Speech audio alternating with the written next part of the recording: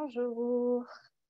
Je vais attendre 2 petites minutes qu'on arrive à 16 heures et puis je vais lancer ce webinaire. J'espère que vous m'entendez bien et que vous voyez bien mon écran normalement. Pas encore. OK.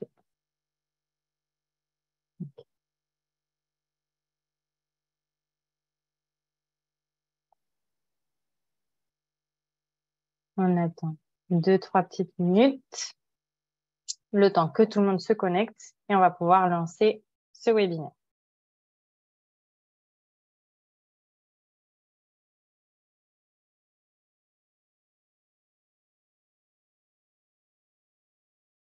Si jamais vous avez des questions, etc., je vais vous demander de les poser en utilisant la boîte à questions disponible dans Zoom et j'essaierai d'y répondre au fur et à mesure où je prendrai un petit moment à la fin du webinaire pour essayer de répondre à toutes les questions. Juste quelques petits instants et puis on va pouvoir démarrer.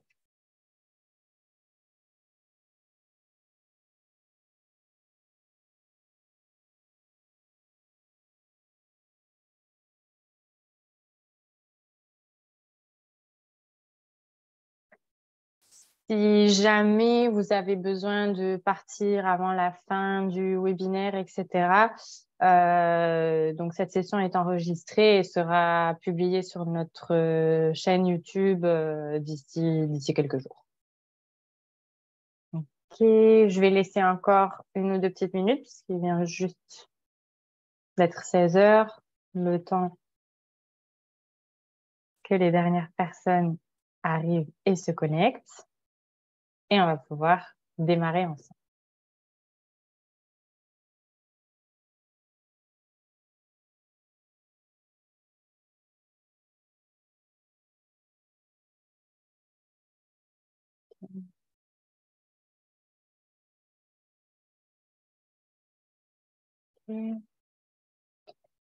Je vais me présenter d'abord quand même. Bonjour, je suis Marie, donc je suis en charge du marché français chez Price Labs.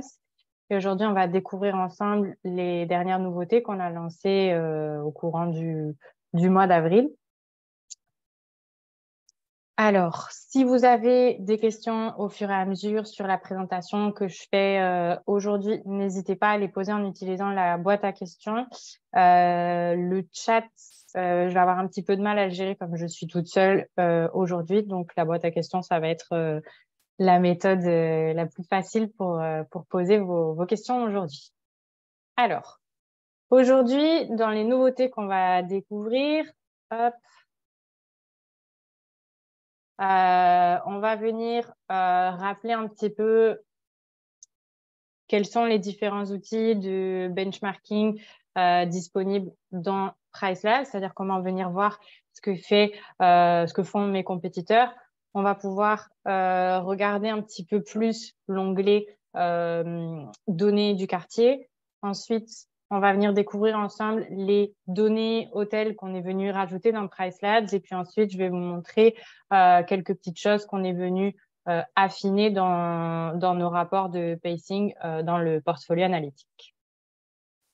Alors, pour commencer, on va voir un petit peu quelle technique de benchmarking on va pouvoir mettre en place grâce à PriceLabs et comment on va pouvoir venir optimiser notre stratégie grâce à ces données de benchmarking.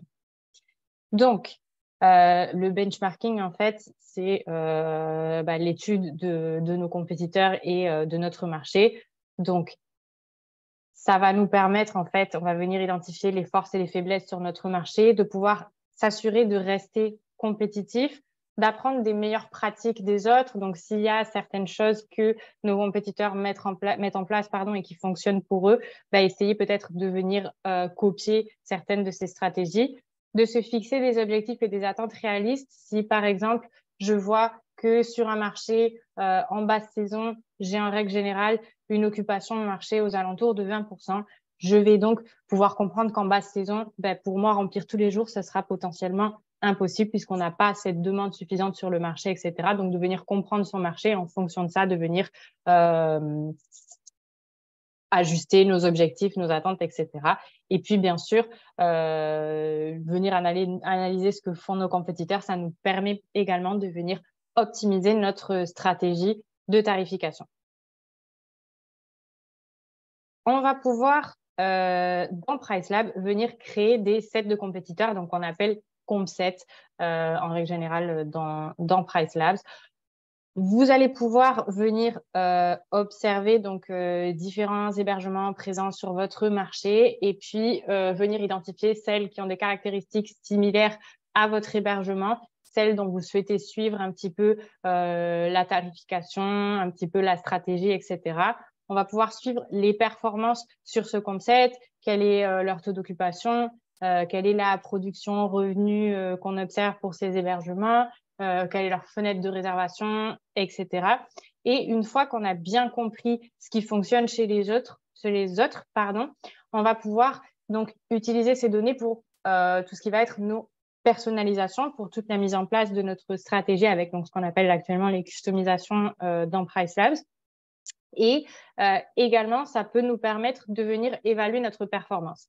Si par exemple, sur mes hébergements, j'ai une croissance de revenus de, par exemple, plus 10% en avril par rapport à avril de l'année dernière, c'est parfait. Mais si je ne mets pas en fait ces données en relation avec mon marché, je vais avoir du mal en fait à situer si cette croissance de 10%, elle est suffisante, elle est mieux que le marché, elle est plus basse que le marché. Donc, le fait d'être venu ici sélectionner des hébergements ou des annonces avec une qualité identique, etc., et de suivre leur performance, on va pouvoir du coup mettre dans un contexte, voilà, cette croissance de 10%. Si les autres sur mon marché ont une croissance de 20%, mais potentiellement, il y a quelque chose qu'on pourrait venir améliorer puisqu'on a encore un manque à gagner pour rejoindre un petit peu ce que font nos compétiteurs.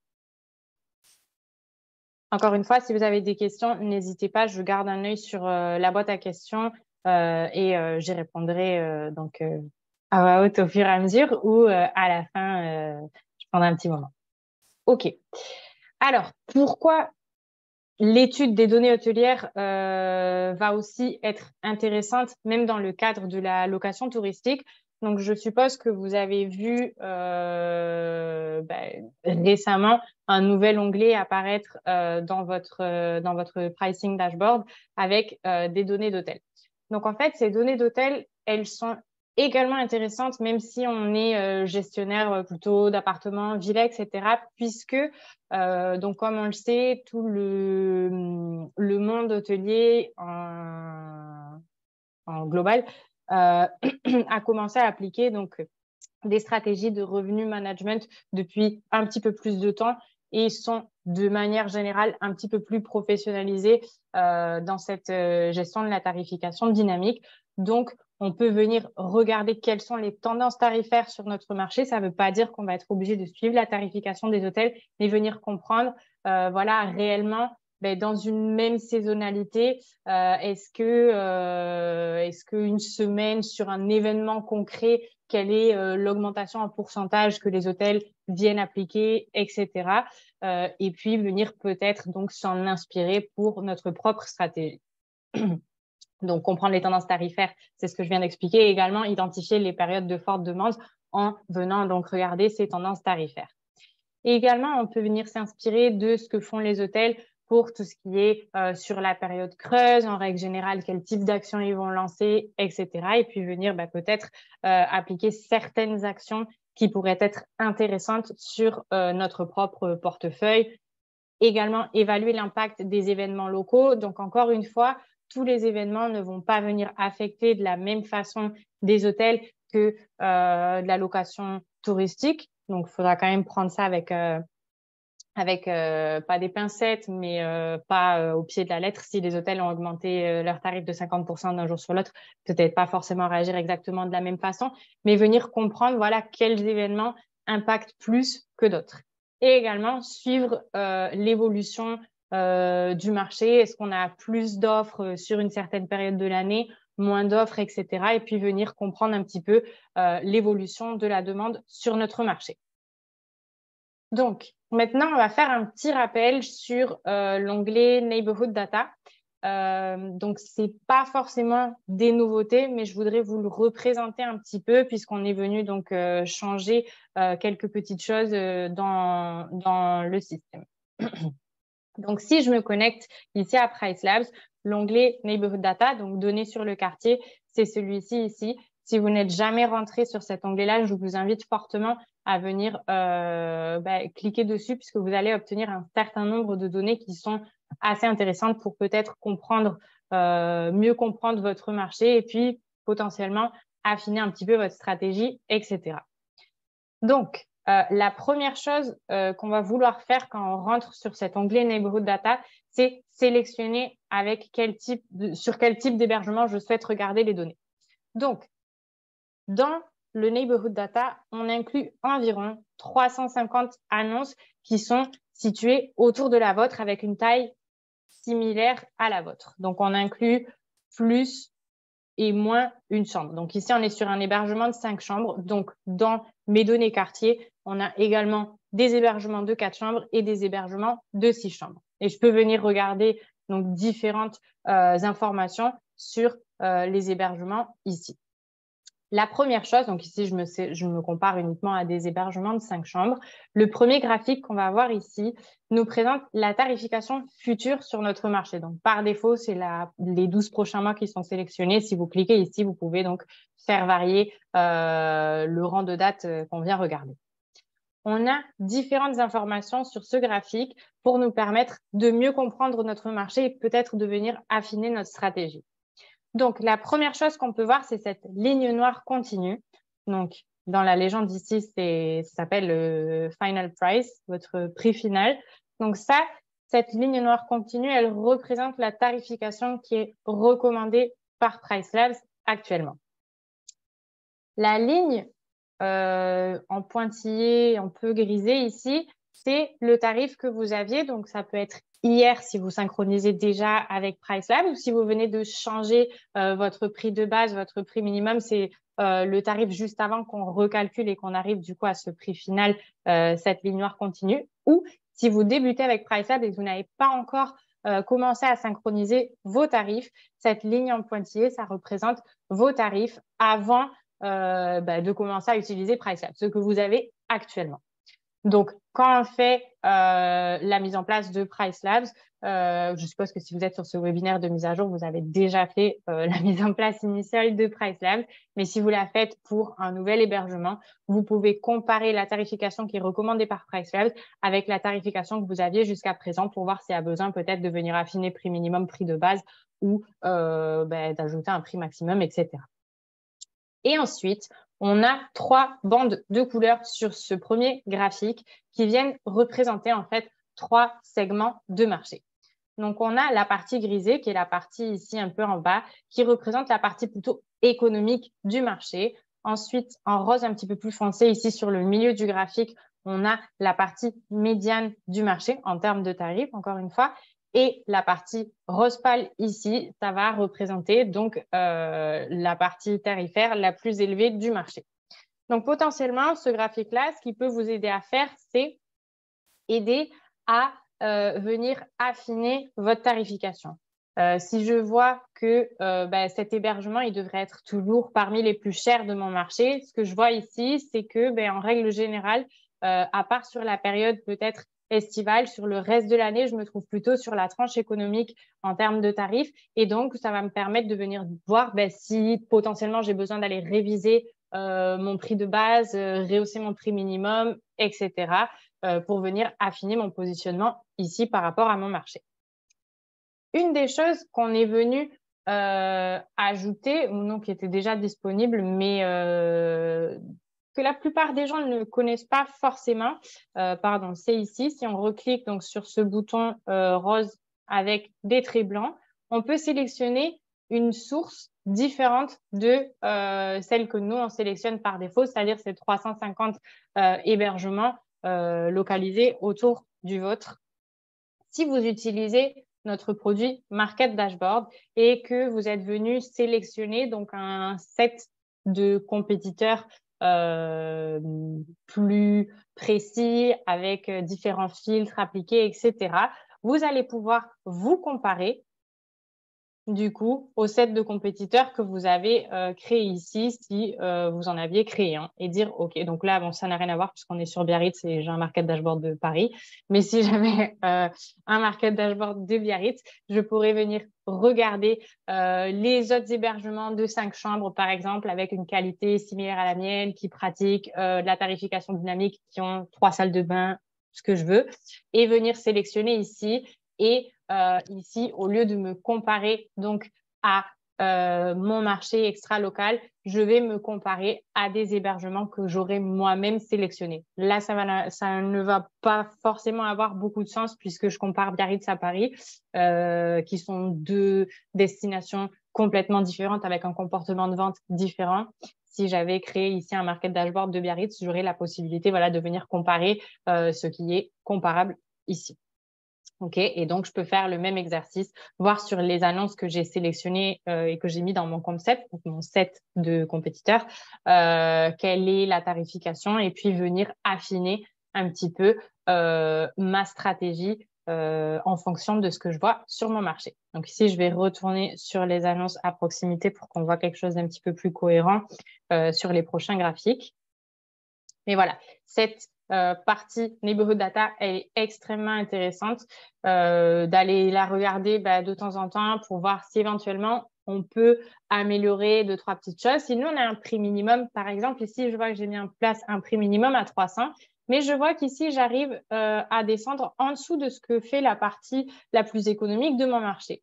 Donc, potentiellement, mon prix minimum de 300 ici, il est trop bas et je pourrais venir le rehausser puisque j'ai pas besoin de vendre beaucoup moins cher que le marché si le reste du marché ne descend jamais en dessous de 340. Pourquoi descendre à 300? En fait, j'ai ce manque à gagner qui va venir se créer de 40 €. Est-ce qu'on a des questions jusqu'à présent sur cette partie données du quartier? Sinon, je continue. Donc, vous pouvez les poser et puis je reviendrai dessus évidemment. Le deuxième graphique qu'on a ici, c'est un graphique qui nous permet de voir l'occupation future sur notre marché. Donc ça, c'est pas une prévision du taux d'occupation futur sur le marché. C'est actuellement, pour les 12 prochains mois, quel est le taux d'occupation sur mon marché. La ligne rouge ici que vous voyez, donc ça représente le taux d'occupation du marché. Et les dates qui sont grisées ici, c'est les dates sur lesquelles vous êtes occupé. Donc, on n'a pas une courbe pour votre occupation, simplement parce que soit votre hébergement, il est à 0%, soit il est occupé et donc il est à 100%. On ne peut pas avoir un entre deux. OK. Donc, on a l'occupation du marché avec cette ligne rouge continue. Et si je souhaite observer un petit peu quelles sont les tendances sur mon marché ou sur le set de compétiteurs que j'ai sélectionné, si je change en haut la source et que je viens chercher celle de mon market dashboard, sur ce graphique d'occupation, je vais pouvoir observer un certain nombre de choses pour comprendre la dynamique sur mon marché. Si je clique ici sur Add Last Year Data, donc je vais enlever ici notre occupation. Je ne sais pas si vous le savez, mais si vous cliquez ici sur n'importe quel élément de la légende, ça le fait apparaître ou disparaître. Ça peut être intéressant pour que ce soit visuellement plus facile à comprendre. OK. Donc, ici, on va avoir donc deux données différentes. La ligne rouge, c'est toujours notre occupation actuelle du marché sur les 12 prochains mois. Et la ligne grise continue qu'on voit ici, c'est le taux d'occupation sur mon marché à la même période l'année dernière. Donc, si on se place sur le 3 mai 2022, en regardant les 12 prochains mois, ça, c'était, donc cette ligne grise continue, elle représente le taux d'occupation des 12 prochains mois en partant donc du 3 mai 2022. Donc, on peut venir observer si la vitesse de vente cette année est plus rapide ou moins rapide que celle de l'année dernière à la même époque et puis donc venir comprendre s'il y a des tendances différentes sur notre marché. Ici, il semblerait que sur la période estivale, cette année, on est rempli beaucoup plus vite que l'année dernière. Parce que si je me place ici, donc par exemple sur le 19 juillet, je vois qu'actuellement sur le marché, j'ai un taux d'occupation de 47,60%, quand l'année dernière, à la même époque, j'avais la moitié en fait de l'occupation que j'ai actuellement. Ce qu'on peut venir rajouter ici sur le graphique, donc c'est cette ligne en pointillé qui nous montre le taux d'occupation final du marché l'année dernière. D'accord? Donc, si j'enlève ici la ligne rouge, cette ligne grise, donc c'est l'occupation que j'avais l'année dernière à la même époque. Et puis, une fois que la date s'est terminée, on a fermé. Donc, si je repars sur le 19 juillet, c'était la date que je regardais. Voilà. Donc, à la même époque, l'année dernière, on avait 24,20% de taux d'occupation. Et le marché, on a fermé cette date avec 54% de taux d'occupation. Et si je rajoute ici les données actuelles de mon marché, je vois que pour le 19 juillet, je suis déjà pratiquement en ligne avec l'année dernière, une fois que la date était passée. Donc, potentiellement, si on extrapole un petit peu les données ici, on peut s'attendre à des résultats bien meilleurs cette année en termes de taux d'occupation par rapport à ceux qu'on avait l'année dernière. OK? Donc ici, je vais enlever les données de l'année dernière et je vais venir vous ajouter ici le pick-up. Le pick-up, en fait, c'est ici, on vient regarder sur les 7 derniers jours l'occupation qu'on a ici de 47,60%. Combien de pourcentage ou de points d'occupation sont rentrés sur les 7 derniers jours. Donc, combien de réservations ont été effectuées sur les 7 derniers jours. Donc, on voit que sur les 7 derniers jours, on a eu pas mal de réservations sur la période estivale ici et aussi le marché en dernière minute est plutôt assez dynamique. Toujours pas de questions, donc je continue. Si vous avez des questions, encore une fois, n'hésitez pas à les poser. Le graphique suivant, Minimum Stay Settings, il vous présente les durées minimum de séjour que vous avez appliquées sur le futur. Donc, ça vous permet de détecter rapidement, mais voilà, à partir de combien de temps en avance votre durée minimum de séjour change, etc. Si jamais vous avez manuellement appliqué une Date Specific Override, donc une exception à date spécifique, et que vous êtes trompé, au lieu d'avoir mis 100 €, vous avez mis une durée minimum de séjour de 100 nuits, vous allez le voir très rapidement ici. Je le commente parce que c'est une erreur qu'on voit assez fréquemment. Et donc, depuis ici, voilà, donc vous pouvez voir s'il y a besoin d'affiner un petit peu les durées minimum de séjour que vous appliquez, etc. La table juste en dessous, elle vous fait un récap donc des annonces dont on récupère les données pour occupation, prix, etc. Donc, vous voyez combien on en regarde et puis un petit peu leurs tarifs selon les différents positionnements sur le marché. Juste en dessous, cette partie de localisation, si vous cliquez sur Show Map, on va avoir donc une carte qui va apparaître, qui va nous montrer en fait toutes les différentes annonces qu'on a ici, mais en différents points. Si je clique sur n'importe quel point, ça va m'ouvrir en fait l'annonce correspondante sur Airbnb et je vais pouvoir venir choisir donc qui est comparable à mon hébergement, etc. Et donc, ici, on a différentes couleurs sur les petits cercles qui représentent les hébergements. Et ces couleurs, donc, elles sont pas là que pour faire joli. Elles sont là, en fait, pour vous indiquer les rangs tarifaires. Et si vous placez votre curseur ici sur n'importe quelle de ces annonces, vous allez voir donc le prix moyen, average price, et vous allez voir donc la durée minimum de séjour, combien de personnes, combien de couchages sont disponibles, etc. Pour voir voilà, si cet hébergement est comparable au vôtre ou pas. Une fois que je suis venue regarder ici différents hébergements et que j'ai plutôt en tête quels hébergements sont similaires aux miens, on va pouvoir venir choisir ici jusqu'à 10 compétiteurs et suivre leur tarification sur les 12 prochains mois. Donc, pour choisir des annonces, vous pouvez cliquer ici sur Pick Listing et vous avez donc le petit logo d'un petit bonhomme dans un lit. Et puis, vous pouvez venir les sélectionner dans cette liste-là. Ma recommandation pour choisir votre concept, c'est de travailler d'abord sur la carte, de venir cliquer sur un certain nombre d'annonces, voir laquelle est similaire à la vôtre, etc. Et puis, en fonction, donc, si celle-là, j'estime qu'elle est similaire à mon hébergement, je trouve que, voilà, en termes de déco, on est plutôt pareil, j'ai envie de suivre la tarification de cet hébergement. Je vais pouvoir copier ici le titre de l'annonce sur Airbnb, hop, et venir la chercher ici dans ma liste et puis venir obtenir donc la tarification de ces hébergements sur les 12 prochains mois. Donc, j'ai créé mon set de compétiteurs et puis donc si je clique sur cette espèce de rectangle avec des traits au milieu qui ressemble un peu à une grille, j'obtiens donc un tableau ici qui va m'indiquer différentes choses. Donc, la première ligne, c'est la tarification de notre annonce et puis ensuite, on a la tarification des autres hébergements. Les dates qui sont grisées et barrées, c'est les dates qui sont indisponibles et on vous montre donc le dernier prix affiché avant que ces dates-là soient montrées comme indisponibles. Donc, potentiellement, le tarif auquel ça a été réservé.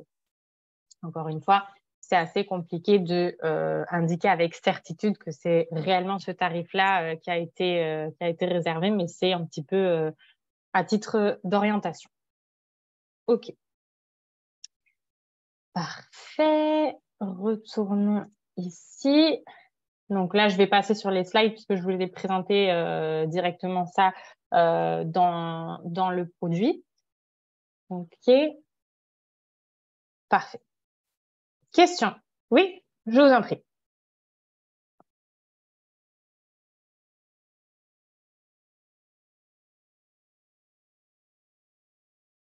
Je vais continuer en attendant que vous écriviez votre question. OK. La nouveauté qu'on est venu introduire ici, c'est cet onglet sur les données hôtelières. Colonne rouge. Colonne rouge. Ah, ici, dans ce graphique. Les colonnes rouges, c'est les dates de week-end. Donc ça, c'est les jours de la semaine. Et ici, on est sur les nuitées des week-ends. OK. Donc, vous avez sans doute vu apparaître sur ces dernières semaines. Donc, initialement, on avait l'onglet calendrier et l'onglet Neighborhood Data, données du quartier. Et désormais, on a un troisième onglet pour nous présenter les données hôtelières. Donc ça, on va faire la même chose. On va aller directement dans l'outil au lieu de regarder des slides. C'est un peu plus interactif. Donc, si vous cliquez ici, on va venir vous présenter les données sur des hôtels proches de votre hébergement. Donc, ça peut être intéressant de suivre les tendances sur ces hébergements. Si, par exemple, moi, j'ai un produit comme un studio et je trouve qu'en termes de taille, c'est assez similaire à un produit hôtelier, je sais que mon client, potentiellement, il va pouvoir choisir entre un appartement ou un studio, je peux venir suivre aussi la tarification. Si par contre, ici, dans le cas de cet hébergement, on est sur un 5 chambres, donc rien à voir avec un produit hôtelier, mais peut-être pour comprendre les tendances sur le marché hôtelier, je peux venir ici regarder ce qui se fait sur les hôtels. Ou si je gère un hôtel, c'est assez intéressant d'avoir ce concept également. Donc ici, c'est des données qui viennent de booking.com. Donc, au même titre que sur le Neighborhood Data, ici, vous venez sélectionner, pardon, excusez-moi, dans la liste un certain nombre d'hôtels, donc ceux que vous souhaitez. Vous venez choisir une durée de séjour. En règle générale, sur la plupart des hôtels, on est sur des durées de séjour assez courtes. Et puis, venir observer les données sur ces hôtels-là. Donc, la tarification sur les 12 prochains mois.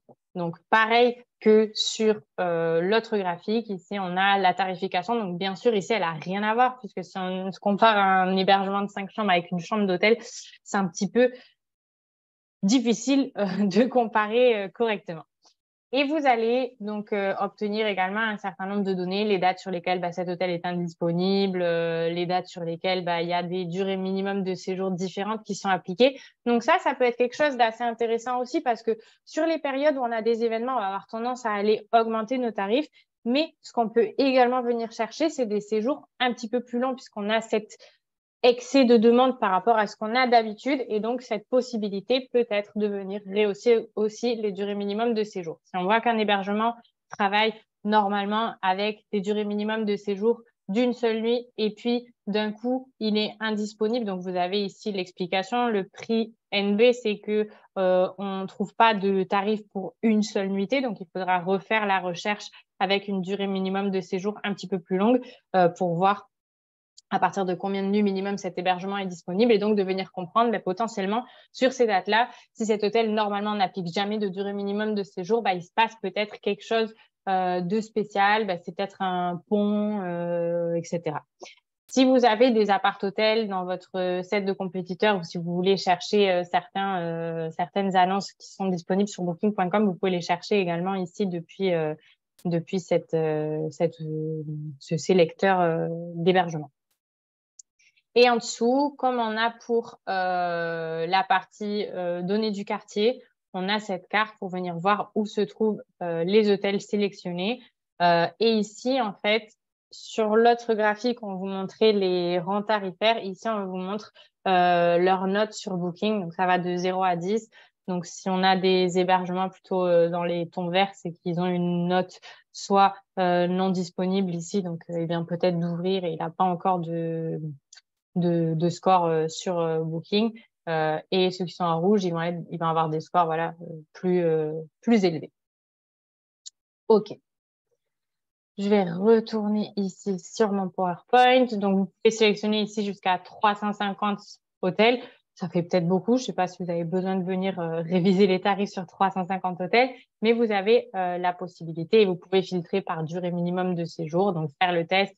Quels hébergements sont disponibles pour une nuit, lesquels sont disponibles pour 2 nuits. Est-ce que sur certaines dates, si les hôtels, toute l'année, ils appliquent une nuit pour la semaine, 2 nuits pour les week-ends et 4 pour la période estivale, par exemple, et que vous avez une stratégie de durée minimum de séjour qui est de 2 nuits sur toute l'année, potentiellement, sur la période estivale, vous pourriez donc venir rehausser votre durée minimum de séjour puisque c'est ce qui se fait sur votre marché.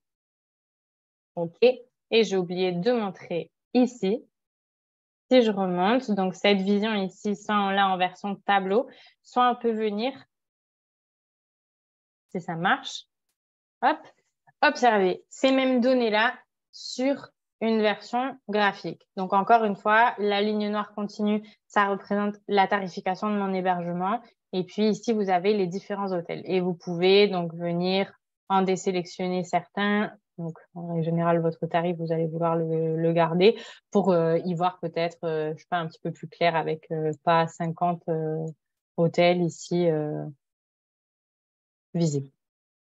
OK. Parfait. Et donc, la vue carte, on l'a vu également. Maintenant, on va venir regarder le rapport de pacing et je vais vous montrer donc les nouvelles données qu'on est venu ajouter et les nouvelles choses qui sont disponibles. Donc, dans l'onglet pacing, vous avez la possibilité de comparer votre taux d'occupation au taux d'occupation de l'année dernière à la même époque et le taux d'occupation final. Vous pouvez également ajouter à ce graphique-là des données marché. Donc, pour faire ça, on va aller ici sur le portfolio analytique. Si c'est un outil que vous n'utilisez pas, je vous recommande d'y jeter un coup d'œil. À partir du moment où vous avez des annonces en tarification dynamique, vous avez accès au portfolio analytique. On a cet outil disponible pour pas mal de PMS et chaque mois, on travaille pour ajouter l'intégration avec de nouveaux PMS pour récupérer ces données-là. Donc, on récupère les données que vous avez dans votre PMS et on vous les montre d'une façon un petit peu plus visuelle, etc. Je suis en train de réfléchir que sur ce compte-là, j'ai pas de données. Oups. Donnez-moi une seconde. Que je me connecte. Excusez-moi. Petit problème du direct. Hop. Ici, je devrais avoir des données. Donc, si je retourne dans ce rapport de pacing ou mon rapport sur le rythme de vente, qui sont des données qu'on est venu ajouter sur les derniers mois, on a la possibilité de venir affiner un petit peu plus ces données-là. Donc, quand ça charge, ici, j'ai un compte avec beaucoup d'annonces, donc c'est un petit peu plus lent à charger. Je suis désolée. je vais vous montrer du coup les différents rapports qui sont indiqués ici ou comment venir ajouter ces différentes informations. OK? Donc, quand ça charge. OK. Ici, sur ces différents graphiques, on a la possibilité de venir ajouter, donc on compare notre taux d'occupation à notre taux d'occupation l'année dernière. On peut venir rajouter le taux d'occupation final de l'année dernière et également le pick-up. Comme on avait vu tout à l'heure sur l'onglet données sur le quartier, on pouvait voir donc les 7 derniers jours, combien de notre occupation ou combien de réservations ont été effectuées sur les 7 derniers jours. Mais on peut regarder la même chose sur votre portefeuille. Donc, vous pouvez analyser groupe par groupe, choisir certains hébergements un par un, etc. et venir comprendre voilà, les tendances sur votre propre portefeuille. Si vous souhaitez ici venir vous comparer à votre marché, donc au set de compétiteurs que vous avez sélectionné dans un market dashboard, si vous en utilisez un, vous pouvez venir ici choisir de vous comparer donc à un de vos market dashboards. Là, j'ai que des market dashboards aux États-Unis, donc ça va pas être très logique, encore une fois. Et de venir choisir, donc si vous aviez créé un compte set ici, de venir le sélectionner et puis de comparer l'état de vos ventes par rapport à l'état des ventes sur votre marché et de venir comprendre voilà, si vous êtes en ligne avec le marché ou pas, etc. D'accord? Donc, je vous recommande de ne pas activer ici toutes les lignes à la fois parce que sinon, ça devient un peu incompréhensible. Mais vous pouvez voir, voilà, votre taux d'occupation, par exemple, de cette année par rapport au taux d'occupation du marché. Est-ce qu'on va bien? Est-ce qu'on va moins bien? Ici, il semblerait qu'on ait une occupation un petit peu basse par rapport au reste du marché. Donc, potentiellement, vous indiquer qu'il y a certaines dates à aller réviser, etc. Donc, on a également ici la possibilité de regarder les tarifs futurs sur le marché en fonction voilà, des différents segments sur votre marché. Donc, on vous permet de comparer l'occupation, le prix moyen et le RevPAR et comprendre un petit peu les tendances voilà, par rapport à votre marché.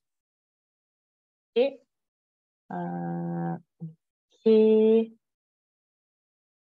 et on a fait le tour pour aujourd'hui. Je ne sais pas si vous avez des questions, des nouvelles questions, peut-être des choses que vous auriez souhaité revoir aujourd'hui. Si ce n'est pas le cas, ben, pas de problème.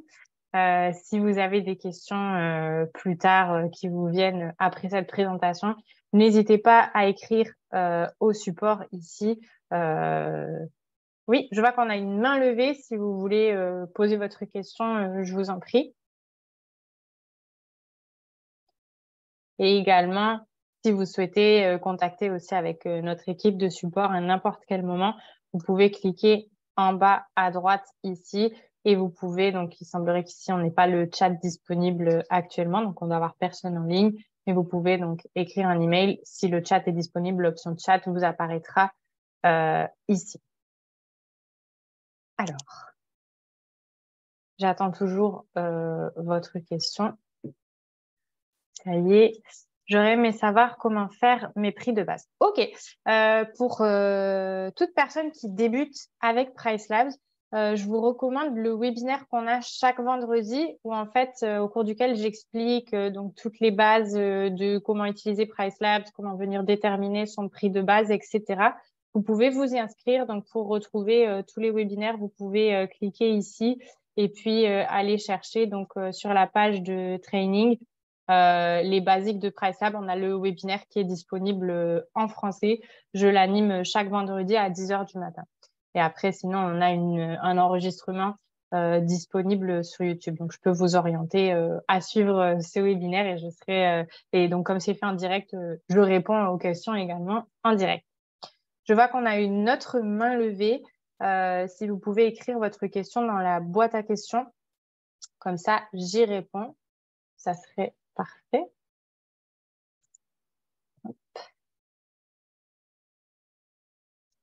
Plus de main levée.